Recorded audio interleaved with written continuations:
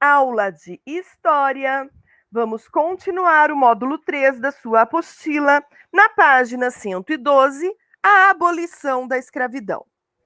Mesmo com as pressões dos brasileiros livres e libertos e dos movimentos, jornais e clubes abolicionistas, o fim da escravidão no Brasil demorou a acontecer. A Lei Eusébio de Queiroz tinha dado o primeiro passo nessa direção. Mas antes da abolição, surgiram também outras duas leis abolicionistas. A Lei do Ventre Livre, em 1871, e a Lei do Sexagenário, em 1885. A Lei do Ventre Livre garantia a liberdade aos filhos de escravizados nascidos a partir de então. Já a Lei do Sexagenário, como o próprio nome indica, dava liberdade aos escravizados com mais de 60 anos. Então, essas aqui foram duas leis importantes, pode grifar aí na sua apostila. A Lei do Ventre Livre dava liberdade aos filhos de escravizados nascidos a partir daquela data.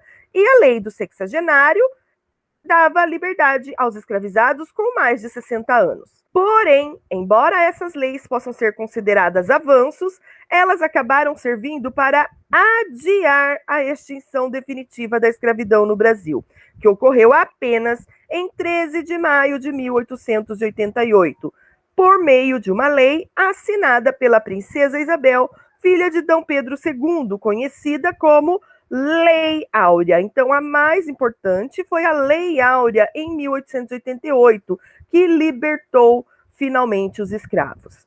Essa lei era composta de apenas 2 artigos. Artigo 1º. É declarada extinta, desde a data desta lei, a escravidão no Brasil. Artigo 2º. Revogam-se as disposições em contrário. Página 113. Enfim, a liberdade. E agora? Como você viu, a Lei Áurea determinou o fim da escravidão. No entanto, tanto o movimento abolicionista como os legisladores não previram as dificuldades que os libertos enfrentariam para garantir seu sustento e sua sobrevivência. Muitos deles continuaram a trabalhar no campo, às vezes nas próprias fazendas onde trabalhavam como escravizados. Outros foram para as cidades tentando ganhar a vida de outra forma. A chegada dos imigrantes, sobretudo europeus, para trabalhar como mão de obra no campo e na cidade, bem como o preconceito contra os negros libertos, dificultava que estes conquistassem empregos. Assim, embora a Lei Áurea garantisse sua liberdade, os ex-escravizados sofriam com a recusa dos empregadores em lhes oferecer trabalho e com o preconceito de muitos que não os reconheciam como iguais. Na prática, portanto, eles continuaram excluídos da sociedade. O que é que nós podemos destacar destes trechos lidos até o momento? A abolição dos escravos foi procrastinada no Brasil, ou seja, essas leis importantes que eles iam fazendo era nada mais, nada menos uma tentativa de adiar essa decisão definitiva de abolir o trabalho escravo. Então, a Lei Eusébio de Queiroz, que impediu o tráfico de escravizados, só fez aumentar os preços cobrados na comercialização. Então, o que mudou na vida dos escravos? Nada, só fez com que eles ficassem mais caros. Já a Lei do Sexagenário beneficiou somente aquelas pessoas que já estavam acima dos 60 anos, ou seja, também não ajudou muito, porque a maioria dos escravos era maltratada e morria muito cedo.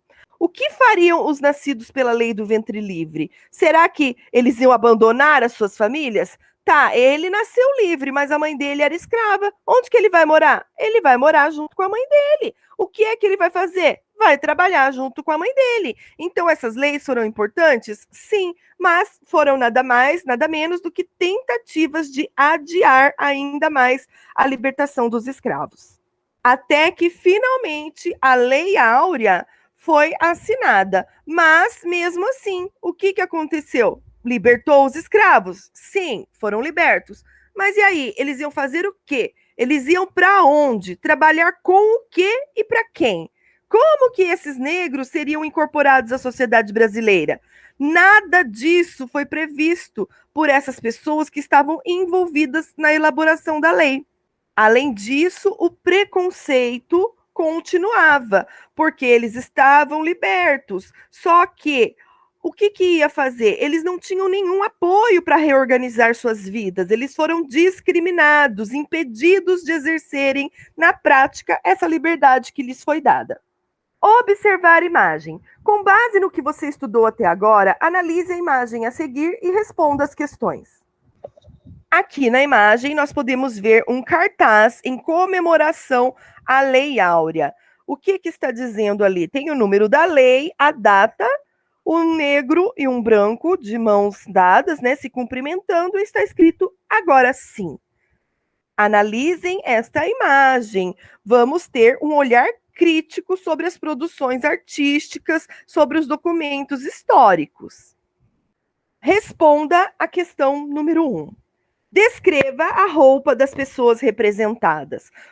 Analisando a imagem, você vai ver como está vestido o homem branco, o que ele está no pé, qual a roupa dele, né?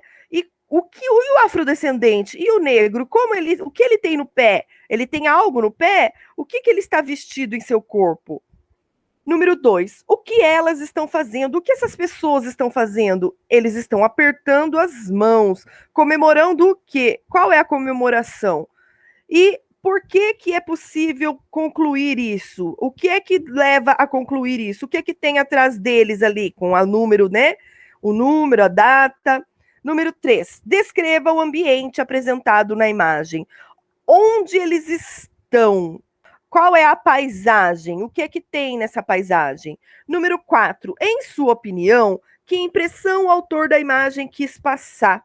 O que ele quis dizer? Que ficou tudo legal? Então, tudo bem, tudo certo? Teve a Lei Áurea, aboliu a escravidão, e aí ficou tudo certo? Será que é isso, gente, que aconteceu? Mas é isso que nós estamos vendo aí nessa imagem, não é? Então, nós temos que ter um olhar crítico. Será que o que realmente está ilustrado corresponde à realidade? Número 5. A impressão que a imagem pretendeu passar coincide com o que você estudou sobre a abolição da escravidão no Brasil? Justifique. Olha lá, a pergunta vai de encontro com o que a professora acabou de comentar. Será que essa imagem passa realmente a realidade? Será que retrata a realidade? Né?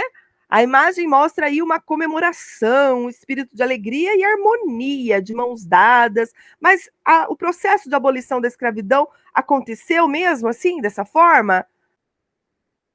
É isso que você vai refletir e responder na sua apostila. Página 115, em casa. Leia o texto a seguir e faça o que se pede.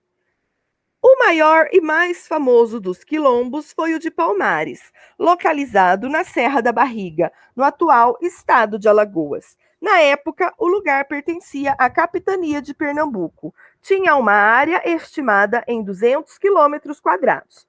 Por volta do ano de 1600, 40 escravos do engenho de Pernambuco revoltaram-se, mataram amos e feitores, destruíram a Casa Grande, queimaram plantações e fugiram sem deixar sinal. Esse grupo de escravizados refugiou-se na mata da Serra da Barriga. Era o início do Quilombo de Palmares. Lá viveram africanos de diferentes grupos indígenas e brancos miseráveis e fora da lei.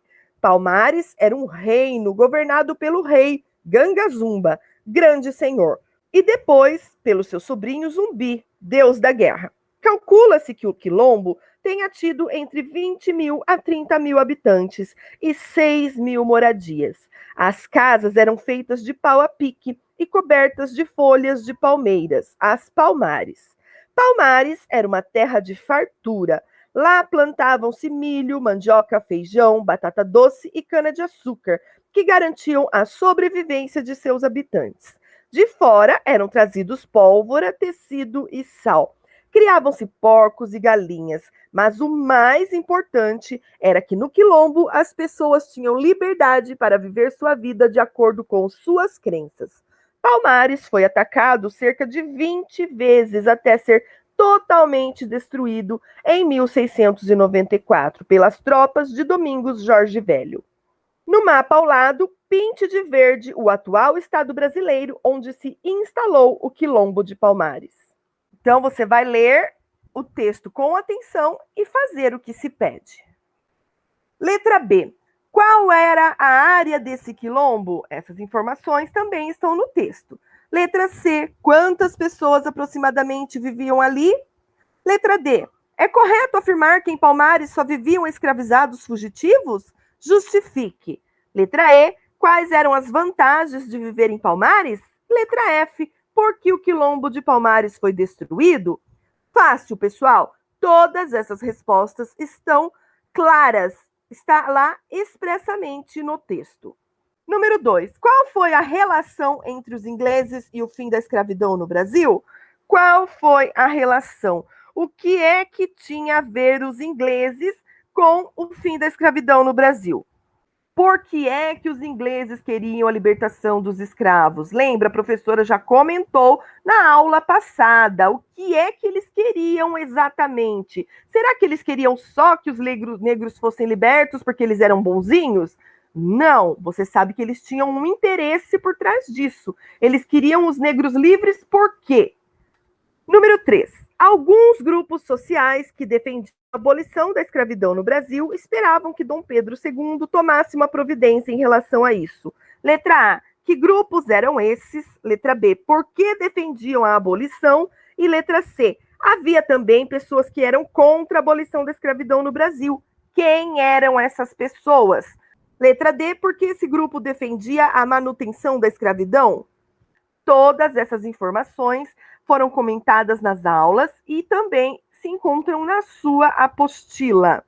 Você vai ler, assistir novamente aos vídeos e procurar as respostas corretas.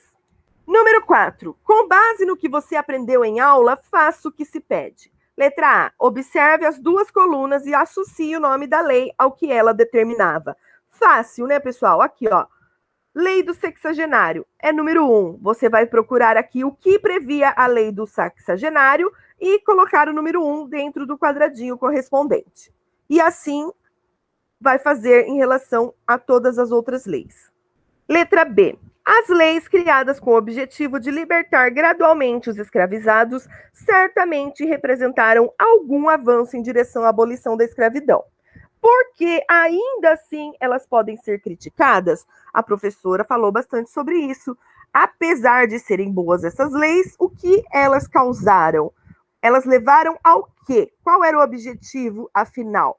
Você vai voltar o vídeo, assistir novamente a aula, lembrar, reler a matéria na sua apostila, fazer as respostas, tirar foto e enviar para a professora. Qualquer dúvida, estou à disposição no WhatsApp. A nossa aula fica por aqui. Vejo você na próxima. Até mais!